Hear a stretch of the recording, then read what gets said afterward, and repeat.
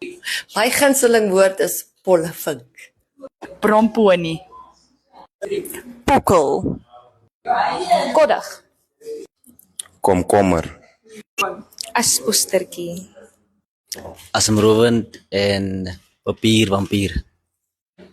krammasjien, Dace, blomme, skitterend, bromponie, duikboot, trappe van vergelyking, vertroe, beskikbaar, sprootjie, verdedig of groei, Gemeenskap, peperdier, skoenlapper, belangrik, verkleermannetjie, want in alle ander tale is dit chameleon. Net in Afrikaans is dit verkleermannetjie en dit beskryf dit perfek.